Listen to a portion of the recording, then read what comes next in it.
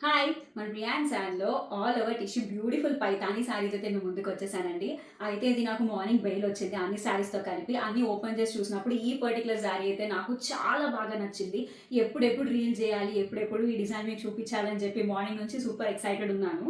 ఇప్పుడు మీరు చూస్తుందైతే all over మొత్తం పైతాని డిజైన్ వస్తుందండి. అండ్ మీకు ప్రైస్ పాయింట్ దగ్గరికి వచ్చేసరికి కూడా నేను చాలా రీజనబుల్‌గా అయితే ఇస్తున్నాను.